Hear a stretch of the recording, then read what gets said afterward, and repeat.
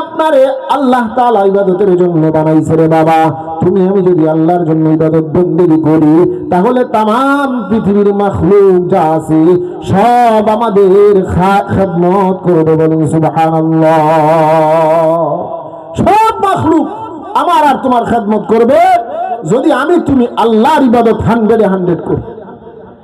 কারণ আল্লাহ তাআলা মাখলুক বানাইছেনই আমার আপনার খেদমতের জন্য। আল্লাহ তাআলা দুনিয়াতে পাঠাইছেন বান্দা, কেন পাঠাইছেন? আমল নিয়ে বান্দা দুনিয়ার জমিন থেকে যাইবা। মাজরাতুল আখিরাহ, দুনিয়ার জমিন হলো কামানোর জায়গা, দুনিয়ার জমিন হলো প্রবাসের জিন্দেগি, প্রবাসের জায়গা। এক দেশ থেকে মানুষ যখন আরেক দেশে যায়, কেন যায়? সফর করি। এক দেশ থেকে আরেক দেশে সফর করার কারণ হলো কি? মজুরি বেশি পাওয়া যায়, শ্রমের মূল্য বেশি থাকে। বাংলাদেশের মানুষ সৌদি আরবে আছি, দক্ষিণ কোরিয়ায় আছি, ইউরোপ কান্ট্রিতে আছি। এক দেশ থেকে আরেক দেশে সফর করার কারণ হলো বাংলাদেশে বাবা সারাদিন কাজ করার পরে 500 টাকা, 700 টাকা, 1000 টাকা মজুরি হয়। কিন্তু অন্যান্য দেশে কাজ করলে দেখা যায় 8 ঘন্টা ডিউটি করলে দেখা যায় 1000 টাকা, 5000 টাকা দৈনিক হাজিরা হয়। ঠিক কিনা? ওরে বাবা, আল্লাহ বলেন বান্দা তোরে দুনিয়ার জমিনে পাঠাইছি রে বান্দা। দুনিয়ার জমিন হলো তোর জন্য প্রবাসের জীবন, দুনিয়ার জমিন হলো আমার আপনার প্রবাসের জিন্দেগি। আসল বাড়ি আমার আপনার দুনিয়ার জমিন না। একটা প্রবাসী যেমন বিদেশে থাকে, তার প্রবাস হলো তার আসল বাড়ি না। বাংলাদেশি মানুষ সৌদি আরবে গেছি, লক্ষ লক্ষ টাকা কামায়, সৌদি আরব তার আসল বাড়ি না, বাংলাদেশ হলো আসল বাড়ি। যা কামাই করে দেশের মধ্যে পাঠায়, দেশের মধ্যে পাঠায়, অল্প পরিমাণ ওই দেশে খরচ করি, আর অধিকাংশ পরিমাণ পর্যন্ত দেশের মধ্যে পাঠিয়ে দেয়। ওরে বাবা শুনো, এরকম ভাবে পাঠাইতে থাকে। আল্লাহ তাআলা আমারে তোমার দুনিয়ার জমিনে পাঠাইছে। দুনিয়ার জমিনও আমার তোমার প্রবাসের জীবন। দুনিয়ার জমিনে তোমার আমার খরচ করার জায়গা নাই রে বাবা। কামাই করে পরকালে পাঠানোর জায়গা, যতটা জরুরত ততটা খরচ হবে, বাকি সব আমরা পরকালের জন্য পাঠাবো। দুনিয়ার জমিনে আমরা হলাম মুসাফির, এই দুনিয়া আমাদের জন্য মুসাফির খানা। ওরে বাবা, একটা প্রবাসী মানুষ যেমনি ভাবে প্রবাস থেকে টাকা পয়সা ইনকাম করে দেশের মধ্যে পাঠায়, দেশ থেকে অভিভাবকরা তার জন্য টাকা পয়সা রিসিভ করে। গার্জিয়ান বাবা মা থাকলে টাকা পয়সা পাঠানোর পরে এই টাকা পয়সা দিয়ে সন্তানের জন্য ভালো একটা জায়গা দেখে বাড়ি করার ফিকির করে। যদি বেশি টাকা পয়সা পাঠায় তাহলে বাড়িটা আরো সুন্দর করার ফিকির করে। টাকা পয়সা বেশি হইলে গ্রামে নয়, চিন্তা করে নরসিংদী সদরের ভিতরে, নরসিংদী সদরের ভিতরে আরো যদি বেশি অর্থ সম্পদের মালিক হয়, কোটি কোটি টাকা যদি মাসে মাসে কামায়, তাহলে চিন্তা করে ঢাকা রাজধানীর ভিতরে কোনো বাড়ি করা যায় কিনা, উন্নত আবাসনে কোনো বাড়ি করা যায় কিনা। টাকা পয়সা বেশি পাঠাইলে যেমন বান্দা দুনিয়ার জমিনে তোর অভিভাবকরা তোর জন্য উন্নত চিন্তা করে। ওরে বান্দা শোনো, আমি আল্লাহ তোমার দুনিয়ার জমিনে প্রবাসে পাঠাইছি, তুমি বান্দা কামাই করবা। দুনিয়ার জমিনে তোমার কাজ দিয়া পাঠাইছি, কামাই করবা। যত বেশি কাজ করে মায়না নেকি আমি আল্লাহর কাছে পাঠাইতে পারবা। আমি আল্লাহ তোমার জন্য তত মর্যাদাপূর্ণ জান্নাত রেডি করব। বলুন সুবহানাল্লাহ। দুনিয়ার জমিনে আল্লাহ পাঠাইছেন, দুনিয়ার জমিনে প্রবাসে মানুষ যায়, দালালরা অনেক সময় ধোঁকা দিয়ে মানুষকে বিদেশে নেয়, অনেক সময় সত্য কথা বলেও নেয়। বিদেশে যাওয়ার পরে সঠিক মতো কাজ পাইছি, কথা অনুযায়ী কাজ পাইছি, কাজ পাইলেই মানুষ খুশি হয়। বিদেশে গেছে যার কাজ নাই সে কিন্তু খুশি না রে বাবা। ইমাম সাহেবের কাছে দোয়া চায়, মানুষের কাছে দোয়া চায়, কাজ নাই, বেকার বসে বসে খাইতে হয়। এরকম পরিস্থিতিতে বিদেশের মানুষের মুসিবতে থাকে। ওরে বান্দা শুনো, আমার আল্লাহ তোমার দুনিয়াতে পাঠাইছে, আল্লাহ পাঠায়া তোমার একটা কাজ দিছে। আল্লাহ যেমনি কাজ দিছে তুমি কাজ করো রে বান্দা। 5 ওয়াক্ত নামাজ পড়ো, সামর্থ্য থাকলে হজ করো, সামর্থ্য থাকলে যাকাত দাও, রমাদানে রোজা রাখো। কাজগুলো আল্লাহ তোমারে দিছি, এই কাজগুলো দুনিয়ার জমিনে করি বান্দা। তুমি যদি করতে পারো রে, আমি আল্লাহ তোমারে এর বেনিফিট মায়না বেতন অনেক বেশি দিব। বলুন সুবহানাল্লাহ। কেমন দেয়া দেব রে বান্দা? দুনিয়ার জমিনের দালালের কাছে কথা অনুযায়ী বিদেশে যাইয়া কাজ না পাইয়া যেমনি ভাবে তুমি রাগান্বিত হইয়া গেলা, খুব কষ্ট পাইলা, পারলে তারা ধুইরা ফেলাইবা, খায়া ফেলাইবা, কেটটা ফেলাইবা, এরকম যেমন তোমার কষ্ট লাগে। কাজ পাইছো তো খুশি, দুনিয়ার জমিনে কাজটা আমরা ভালো মনে করি। সরকারি চাকরি পাইছে সবাই খুশি, পুলিশের চাকরি পাইছে তাও খুশি। পুলিশের চাকরি যারা পায় বা সার্জেন্টের চাকরি যারা পায়, তারা কি সরকার কি তাদের এমনিতেই বেতন দেয়, নাকি তাদের পিছনে কাজ আছে না নাই? গভীর রজনীতে তুমি আমি বসে থাকি, রাত্রবেলা ঘুমাই, কিন্তু হাইওয়েতে বা বিভিন্ন জায়গায় দেখা যায় কত পুলিশ অফিসাররা পাহারা দেয়, রাস্তাঘাটে ঘুরে, তাদেরও তো ঘুমাইতে মনে চায়। কাজ বিদায় তারা ঘর থেকে বের হইয়া রাস্তায় রাস্তায় ঘুরে। কাজ কষ্টকর বিষয়। দুনিয়ার জমিনের কাজ পাইয়া বান্দা খুশি, সরকারি কাজ পাইছে খুশি, মসজিদে ইমাম সাহেব রেহা দিয়া দেয়, সমস্ত মুসল্লিদের মাঝে তবারক বিতরণ করে পর্যন্ত তারা খুশি, তবারক বিতরণ করে পর্যন্ত তারা দোয়া চায়। কারণ হলো দুনিয়ার জমিনে কাজ পাইয়া খুশি। আল্লাহ বলে, বান্দা আমি তোরে দুনিয়ার জমিনে একটা কাজ দিলাম রে বান্দা, তুই বান্দা আমি আল্লাহর কাজ পাইয়া খুশি হইতে পারলি না। আমি আল্লাহ তোরে নামাজের হুকুম দিলাম, তোর কাছে নামাজ পড়া মুসিবত বানিয়ে নিলি। যার দরুন ফজরের সময় মুসল্লি মসজিদে নাই, আসরের সময় মসজিদ ভর্তি মুসল্লি নাই, মাগরিবের সময় মসজিদ ভর্তি মুসল্লি নাই। এটা আমি আল্লাহ বান্দা তোর একটা কাজ দিছিলাম, তুই যদি বান্দা এই কাজগুলা করতি, তোর নেকি আমি আল্লাহ এমন দিতাম। ইন্নাল্লাহা আশতারা মিনাল মুমিনিনা আনফুসাহুম ওয়া আমওয়ালাহুম বিআন্না লাহুমুল জান্নাহ। তুই যদি নেকির কাজগুলা করতি, তুই যদি কাজগুলা করতি, আমি আল্লাহ তোর জন্য জান্নাতে ঘর বানাইতাম। বলুন সুবহানাল্লাহ। কি দিতাম তোরে? যার বিদেশ থেকে যে যেমন টাকা পাঠায়, তার অভিভাবকরা তার জন্য ওই রকম বাড়ি করতে পারে, ওই রকম জমিতে বাড়ি করার ফিকির করে, ঠিক কি না? কেউ 10 বছর বিদেশ করে যদি 5 লক্ষ টাকা পাঠায়, ওই 5 লক্ষ টাকার বাড়ি আর যে বিদেশ করে 5 কোটি বা 500 কোটি পাঠাইছে, তার বাড়ি কি সমান হবে? একরকম হবে? যার যত বেশি টাকা পাঠানো হয়েছে তার বাড়িটা তত সুন্দর হবে। ঠিক তেমনি ভাবে আমি আপনি যারা দুনিয়াতে আছি, আমার আপনার নেকি আমি আপনি যে যত বেশি পরকালে পাঠাবো, আমার আপনার জান্নাতটাও তত বেশি সুন্দর হবে। বলুন সুবহানাল্লাহ। আল্লাহ বলে, বান্দা দুনিয়ার জমিনে আমি আল্লাহ তোর চেহারার সৌন্দর্য দেখে মর্যাদা নির্ণয় করি না, কে ধনী কে গরিব ওই অনুযায়ী আমি আল্লাহ তোর মর্যাদা নির্ণয় করবো না রে বান্দা। ওরে বান্দা শুনো, আমি আল্লাহ দেখব কার ভিতরে কত বেশি আমার ভয়, কার ভিতরে বেশি আমি আল্লাহর মুহাব্বত, তার মর্যাদা আমি আল্লাহর কাছে হবে তত বেশি। বলুন সুবহানাল্লাহ। ইন্না আকরামাকুম ইনদাল্লাহি আতকাকুম। আল্লাহ বলে, বান্দা যার ভিতরে যত বেশি ভয়, তার মর্যাদা আমি আল্লাহর কাছে তত বেশি। বলুন সুবহানাল্লাহ। যার ভিতরে বেশি খোদাই ভয়, তার মর্যাদা আল্লাহ তাআলার কাছে তত বেশি। আল্লাহ তাআলা তার জন্য জান্নাত সর্বোচ্চ জান্নাত, যেটা জান্নাতুল ফিরদাউস, জান্নাতীরা আফসোস করবে, যারা কম দামি জান্নাতের মধ্যে যারা প্রবেশ করবে তারা আফসোস করবে, হায় রে দুনিয়ার জমিনে যদি আরো একটু ভালো আমল করতাম, আমার জান্নাতটা দামি হয়ে যাইত, সর্বোচ্চ জান্নাত আমি পাইতাম।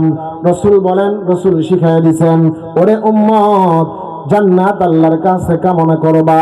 কেমন জান্নাত? শুনো, সর্বোচ্চ জান্নাত কামনা করবা, জান্নাতুল ফিরদাউস। তাই ফজরের নামাজের পরে পড়া হয়, আল্লাহুম্মা ইন্নী আসআলুকা রিদাকা ওয়া জান্নাতাল ফিরদাউস। ফজরের নামাজের পরে আব্বার, মাগরিবের নামাজের পরে আব্বার, আল্লাহুম্মা ইন্নী আসআলুকা রিদাকা ওয়া জান্নাতাল ফিরদাউস আব্বার পড়া হয়।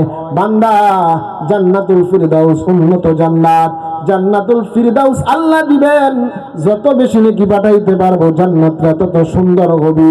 এবার বিদেশ থেকে মানুষ টাকা পাঠাইলে পিতামাতারা চিন্তা করে তার জন্য একটা বাড়ি করার পরে ফিকির করে সুন্দর একটা বিবাহ করানোর, বাড়িটাও সুন্দর একটা পরিবেশে করার ফিকির করে। আল্লাহ বলে বান্দা আমি তোর জন্য এমন জান্নাত বানাইছি, এমন একটা জান্নাত, এমন একটা জায়গায় বানাইছি যেই জায়গাটা দেখলেই তোর ভালো লাগবে। জান্নাতিন তাজরি মিন তাহতিহাল আনহার। আল্লাহু আকবার।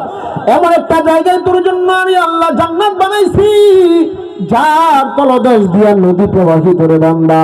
নদীর পাশে বাড়ি যেমন ভালো লাগে, আমি আল্লাহ তোর জন্য এরকম জায়গায় একটা জান্নাত বানাইছি। বলুন সুবহানাল্লাহ।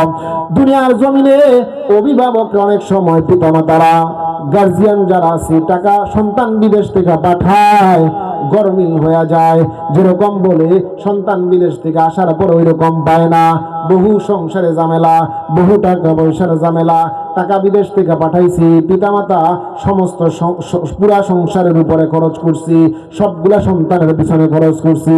যার দরুন 20 বছর বিদেশ করার পরেও সংসারের বড় সন্তানের দেখা যায় অভাব। দেশে আসার পরে দেখা যায় তার ভাগ্য পরিবর্তন নাই, পিতামাতার সাথে মনোমালিন্য, পুরা পরিবারের সাথে তখন ঝগড়া ফাসাদ। এরকম ফ্যামিলিতে অনেক সময় হয়। ইসলাম ধর্ম আমাদের এত সুন্দর রে বাবা। ধর্মীয় নীতি হলো প্রত্যেকটা মানুষের অ্যামাউন্ট হবে আলাদা। পিতামাতা সন্তানদের যদি বিদেশে পাঠায়, ওই টাকা পয়সাটাকে ঋণ হিসেবে পাঠাবে, ঋণ হিসেবে দিবি। সন্তান বিদেশে যাওয়ার পরে ওই টাকা পয়সা পিতামাতাকে পরিশোধ করবি। তারপরে যত টাকা হয় ওই টাকা পিতামাতা সন্তানের অনুমতি ব্যতীত অন্য সদস্যদের পিছনে খরচ করবি না। এই টাকা জমি কিনলে সন্তানের নামে কিনবে। বাবা কি করে? এখন নিজের নামে জমিন কিনে। নিজের নামে জমিন কিনলে কি হয়? এই যে একজনে খাটছে, কষ্ট করছে, বাবার নামে জমিন কেনার পরে বাবা যখন মারা যায় পরিবারের সব সদস্যরা মালিক হয়। এরকম আছে না নাই? এমন করা যাবে না। যেই সংসার, যেই সন্তান কামাই করতেছে, জমি কিনলে ওই সন্তানের নামেই কিনো, অ্যামাউন্ট করলে ওই সন্তানের নামেই করো। তাই তো আল্লাহ তাআলা বলেন বান্দা দুনিয়ার জমিনে তোর অভিভাবক ভুল করতে পারে, কিন্তু আমারে যদি অভিভাবক মানতে পারো, আমি অভিভাবক কেমন? হাসবুনাল্লাহু ওয়া নি'মাল ওয়াকিল, নি'মাল মাওলা ওয়া নি'মান নাসির। আল্লাহর চাইতে উত্তম অভিভাবক আর নাই। আল্লাহকে আমি আপনি যদি অভিভাবক মানতে পারি, শুনো আল্লাহ বলেন আমি আরে যদি বন্ধু বানাইতে পারো, আমাকে যদি তুমি বন্ধু বানাইতে পারো রে বান্দা, আল্লাহু ওয়ালিয়্যুল লাযীনা আমানু ইখরিজুহুম মিনাদ যুলুমাতি ইলান নূর। আল্লাহু আকবার। আল্লাহ বলে বান্দা আমি তোমার অন্ধকার থেকে আলোর দিকে নিয়ে যাব। আমি আল্লাহ তোমার অভিভাবকত্ব যদি আমারে যদি তুমি বানাইতে পারো, তোমার কোনো লস নাই। তুমি নেকি পাঠাইবা, আমি তোমার নেকি ধ্বংস করব না। হাসরের ময়দানে তুমি আসবা। সন্তান বিদেশ থেকে আসার পরে অনেক সময় পিতামাতা সন্তানের টাকা পয়সার হিসাব দিতে পারে না।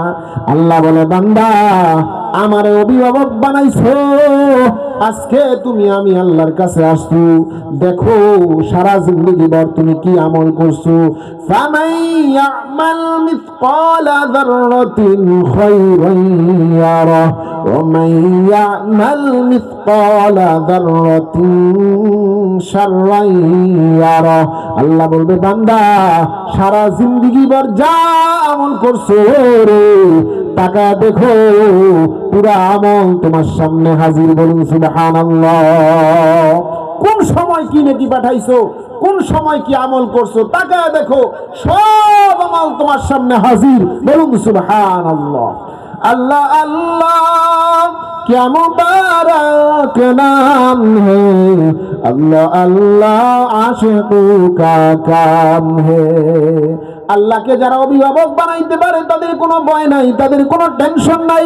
আল্লাহ বলেন ও বান্দা আমারে যদি তুমি বন্ধু বানাইতে পারো, আলা ইন্না আউলিয়া আল্লাহি লা খাউফুন আলাইহিম ওয়া লা হুম ইয়াহজানুন।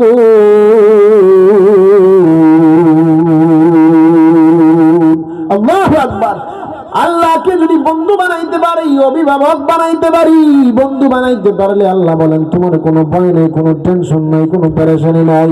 দুনিয়ার জমিন থেকে বিদায় হওয়ার পরে দেখা যাবে রে আমার আপনার কি অবস্থা। আল্লাহ কত সুন্দর কত কিছু আমার আপনার জন্য করে রাখছেন, বলুন সুবহানাল্লাহ। আল্লাহকে অভিভাবক বানানো, আল্লাহকে অভিভাবক মাইনা চলতে পারলে দুনিয়ার জমিনে বিদেশি গিয়ে টাকা পয়সা কামাইলে পিতামাতা যেমন সুন্দর পরিবেশ করার চেষ্টা করে, আল্লাহ বান্দার জন্য সুন্দর একটা জান্নাত বানায়।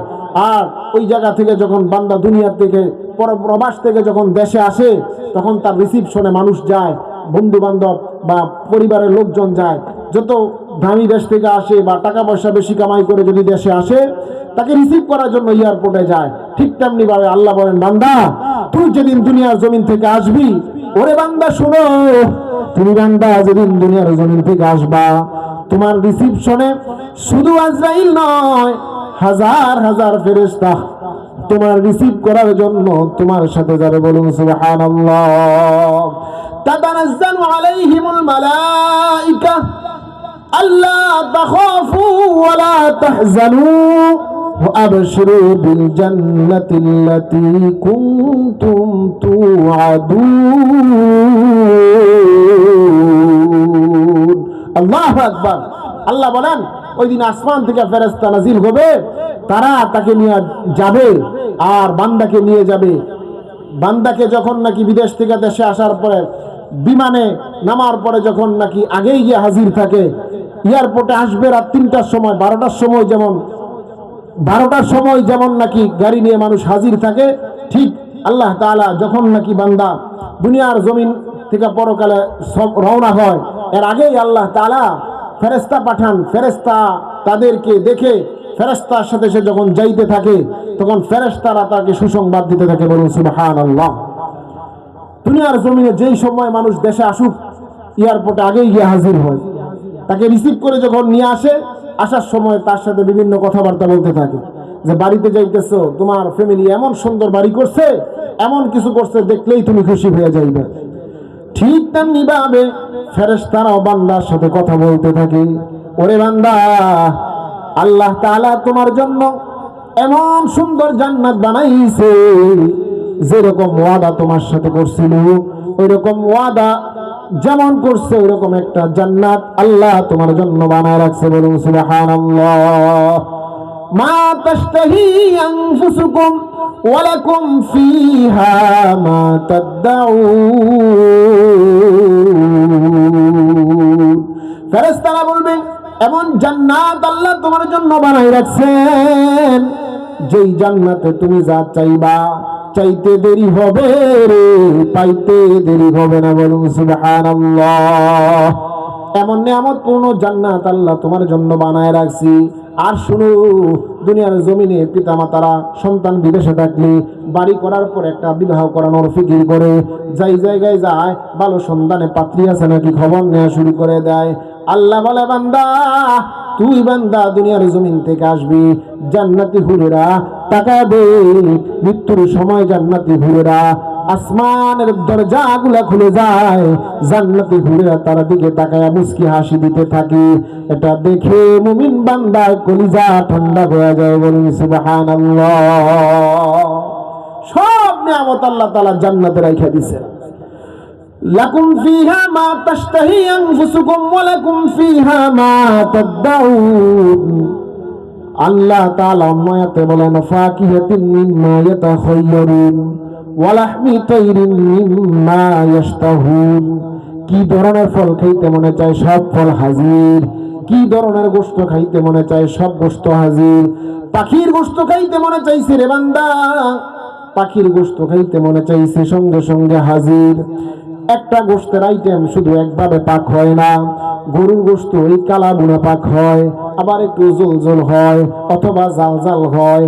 বিভিন্ন আইটেমের গোশত পাক হয় কি না, সবার তো এক ধরনের এক রকমের পছন্দ না। কারো একটু জল জল পছন্দ, কারো কালো বুনা পছন্দ, কারো একটু জাল বেশি পছন্দ। আল্লাহ বলে বান্দা তোর জন্য আমি আল্লাহ এত সুন্দর করে জান্নাতটা বানায় রাখছি। পাখি উড়া যাইতেছে, একটা গরু দুনিয়ার জমিনে দেখলে জবাই করে তোর সামনে প্রসেস করে আনতে সময় লাগে, কিন্তু জান্নাতে যখন তুই দেখেছিস দেরি হবে না রে বান্দা, সঙ্গে সঙ্গে তোর ইচ্ছা অনুযায়ী যেইভাবে রান্না করলে তোর পছন্দ ওইভাবেই তোর সামনে হাজির হয়ে যাবে। বলুন সুবহানাল্লাহ। ওইভাবেই হাজির হয়ে যাবে জান্নাতে। এরকম জান্নাত আমার আপনার আল্লাহ তাআলা আমার আপনার জন্য বানায় রাখছেন। কার জান্নাত কত সুন্দর, যার যত বেশি নেকি তার জান্নাত তত সুন্দর, ঠিক কিনা রে বাবা? দুনিয়ার জমিনে প্রবাস থেকে যে যত বেশি ইনকাম করে দেশে পাঠায়, দেশের চলাফেরার হালত তারা যেমন উন্নত, দুনিয়ার জমিনে ঠিক আমল করে করে যারা বেশি আমল বেশি নেকি পরকালে পাঠায় তারা জান্নাত তত উন্নত। বলুন সুবহানাল্লাহ। জান্নাতীরা আফসোস করবে, হায় দুনিয়ার জমিনে যদি আরো একটু আমল করতাম আমার জান্নাতটা আরো সুন্দর হয়ে যাইত। বলুন সুবহানাল্লাহ। আর কাফের মুশরিক বেদিন যারা নাফরমান, যারা গুনাহগার জাহান্নামে যাবে, তারাও আফসোস করবে। তারা আফসোস করবে, ইয়া লাইতানি কুনতু তুরাবা, হায়রে দুনিয়ার জমিনে যদি আজকে যদি আমার পুনরায় না উঠতে হইতো। আল্লাহ বলেন, মিনহা খলাকনাকুম ওয়া ফিহা নুঈদুকুম ওয়া মিনহা নুখরিজুকুম তারাতান উখরা। মাটি থেকেই জন্ম তোমার, এই মাটিতেই তুমি ফিরে যাবে, এই মাটি থেকেই তোমাকে আবার পুনরায় আমি আল্লাহ বের করে নিয়ে আসবো। কাফের মুশরিক বেদিনরা বলবে, নাফরমান বলবে, ইয়া লাইতানি কুনতু তুরাবা, হায়রে আজকের দিন যদি আমার আর না উঠতে হইতো, আমি যদি মাটি হয়ে যাইতে পারতাম, আমার যদি আর কোনো হিসাব না দিতে হইতো, কতই না ভালো হইতো। আফসোস করবে রে, কিন্তু সেদিন তার আফসোস কোনো কাজে আসবে না। জাহান্নামীরা আফসোস করবে, জাহান্নামে পড়ে রইছে আফসোস করবে। জান্নাতীরা বলবে, মা সালাকাকুম ফি সাকার, এ জাহান্নামীরা কেন তোমরা জাহান্নামী হইলা? তারা আফসোস করে করে বলবে, ক্বালু লাম নাকু মিনাল মুসাল্লিন।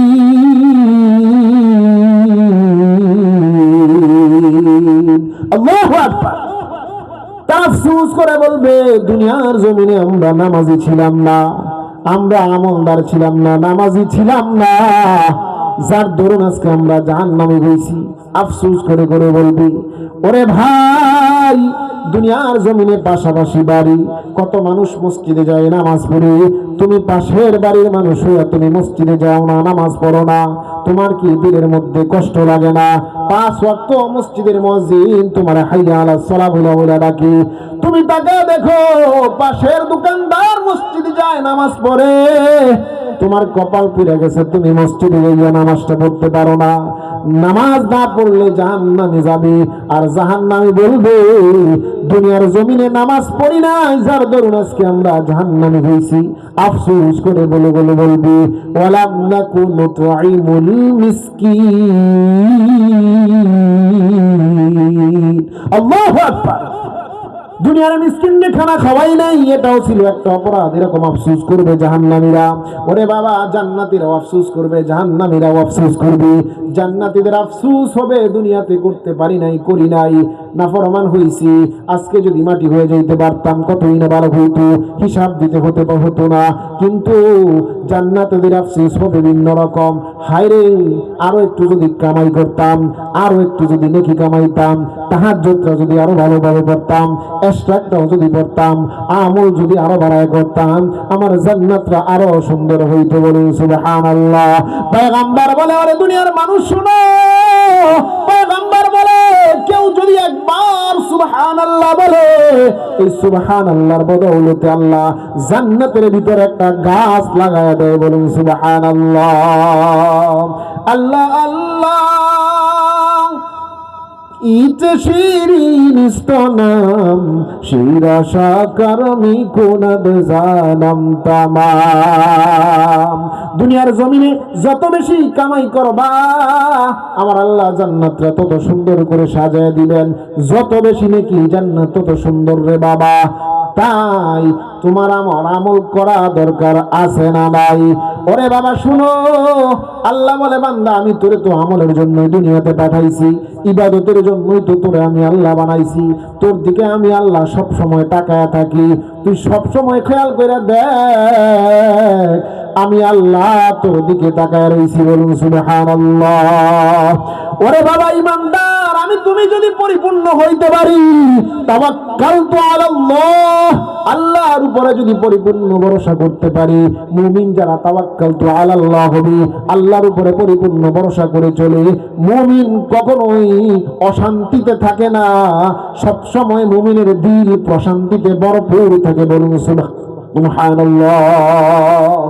মুমিনের দিল সব সময় প্রশান্তিতে ভরপুর করে রাখে দেন আল্লাহ। কারণ মুমিন চিন্তা করে আমার কোনো মুসিবত নাই, আমার পিছনে একজন আছেন, তিনি কে? মুমিন চিন্তা করে আমার কোনো মুসিবত নাই, আমার পিছনে একজন আছেন, তিনি হলেন আমার আল্লাহ। কোন মুমিন চিন্তা করে যেই মুমিনের সম্পর্ক আল্লাহর সাথে ভালো আছে কিনা, আর যেই মুমিনের আল্লাহর সাথে সম্পর্ক ভালো নাই, ওই মুমিন এই সাহস দেখাইতে পারবে না, এরকম আশা করতে পারবে না। যেই মুমিনের সম্পর্ক আল্লাহর সাথে, মসজিদে যায় নামাজ পড়ে, মসজিদে ঢোকার আগেই তো আল্লাহ বলেন ওরে বান্দা তাকায় দেখো, আমি তুমি যখন মসজিদে যাই নামাজ পড়বো না, পড়লামও না, নামাজ পড়লামও না, মসজিদের সামনে গেলাম, সামনে যাওয়ার সাথে সাথে আল্লাহ ডাক দিয়া বলে ওরে বান্দা কেন তুই আমার ঘরের সামনে আসলি, তুই কি চাস, কি জন্য তুই আমার ঘরের সামনে আসলি, তোর কি চাওয়া? আল্লাহ বলে বান্দা তোর কি চাওয়া, তুই কি চাস? এরকম প্রশ্ন আমি আপনি মসজিদের সামনে যাওয়ার সাথে সাথে আল্লাহ করে। রাসূল বলেন এরকম প্রশ্ন যখন করে, আল্লাহ যখন জানতে চায় বান্দা তোর কি লাগবে, তখন বান্দা তুমি বলো আল্লাহ আমার সব রহমতের দরজা লাগবে। বলুন সুবহানাল্লাহ। দোয়া শিখাইছেন রাসূল, আল্লাহুম্মা ফতাহ লি আবওয়াবা রাহমাতিক। ঢুকার আগেই আল্লাহ জিজ্ঞাসা বান্দা তোর কি লাগবে, ঢুকার সময় তুই বান্দা আল্লাহরে বল আল্লাহ তোমার রহমতের সব দরজা আমি চাই। বলুন সুবহানাল্লাহ। আল্লাহ সব দিতে রাজি আছেন। তাই আমলি জিন্দেগি গঠন করা জরুরি। যত সুন্দর আমলি জিন্দেগি হবে আমার আপনার পরকালটা তত বেশি সুন্দর হবে। ইমানের সাথে যদি পরকালে যাইতে পারি, শুধু ইমান নিয়ে পরকালে গেলে হবে না, ইমানের সাথে আমল যত বেশি হবে আমার আপনার পরকালটা তত বেশি সুন্দর করে দিবেন কে? জোরে বলেন কে? আল্লাহর সাথে সম্পর্ক রাখা দরকার আছে না নাই? ও কামার চোরের মুসলমান, শেষ রজনীতে আখেরি রজনীতে তোমাদেরকে ডাক দিয়া বলি রে বাবা, আজকের এই রজনী তোমার আমার জীবনের শেষ রজনী হইতে পারে। তাই আসো তুমি আমি তওবা করি, পিছনে যা জিন্দেগিতে করছি গুনাহের জন্য মাফ চাই, আর আল্লাহর কাছে শপথ করে বলি আল্লাহ জিন্দেগিটা তোমার ইবাদত বন্দেগিতে পার করব। এরকম নিয়ত করে যদি যাইতে পারি আগামী বছর মাহফিল পাইব কিনা জানা নাই। আল্লাহ তাআলা অবশ্যই তোমার আমারে ওলি বানায় দিবে। বলুন সুবহানাল্লাহ। উদউনি আস্তাজিব লাকুম। আল্লাহ বলে বান্দা তুই আমারে ডাক দেওয়ার সঙ্গে সঙ্গে আমি আল্লাহ তোর ডাকে সাড়া দিই। দুনিয়ার জমিনে এইরকম আর কোন সিস্টেম নাই, আর কেউ নাই ডাক দেওয়ার সঙ্গে সঙ্গে পাওয়া যায়, কিন্তু আমার আপনার আল্লাহ ডাক দিতে দেরি, সাড়া দিতে দেরি না। বলুন সুবহানাল্লাহ। আল্লাহ তাআলা আমাকে আপনাকে গোটা জিন্দেগি আমল অনুযায়ী পার করার, ঈমান আমল বানায় দুনিয়া থেকে বিদায় হওয়ার তৌফিক দান করুক। সকলে বলুন আমিন। আমি প্রথমত আপনাদের সামনে বলছি উলামায়ে সুহবতের দরকার কতটুকু আছে এটা বুঝাইলাম। এটার পরে আমি বলছি যে ওলামারা কি করে, যে আল্লাহর ওলি বানানোর ফিকির করে, নাপাক পচা গান্দা কলবদারে কাটসাট কইরা তারা আল্লাহর মুহাব্বতের বীজ কলিজার মধ্যে বুইনা দেয়, যার দরুন আদনা মানুষ, রিকশাওয়ালা, সাধারণ মানুষও দেখা যায় আল্লাহর ওলি হয়ে যায়। বলুন সুবহানাল্লাহ। তাই দ্বিতীয়ত আমি আপনাদের সামনে দুনিয়ার আসার মাকসাদ কি এ ব্যাপারে কিছু কথা বললাম, যে আল্লাহ পাঠাইছেন কি জন্য, কি উদ্দেশ্য আল্লাহ পাঠাইছেন, সৃষ্টি বা করলেন কেন। আমি আপনি যদি আমল করি, করলে লাভ কি আর না করলে লস কি। আমার আপনার আমলের গাটুরি যদি কম হয়, আমার আপনার নেকি যদি কম হয়, পরকালটা তেমনই হবে। যার আমল হবে যত বেশি, পরকালটা হবে তার তত সুন্দর। যার আমল যত বেশি, তার পরকাল তত সুন্দর। আমাকে আপনাকে সবাইকে আল্লাহ তাআলা কথাগুলা বুঝার, মানার, আমল করার তৌফিক দান করুক। সকলে বলুন আমিন।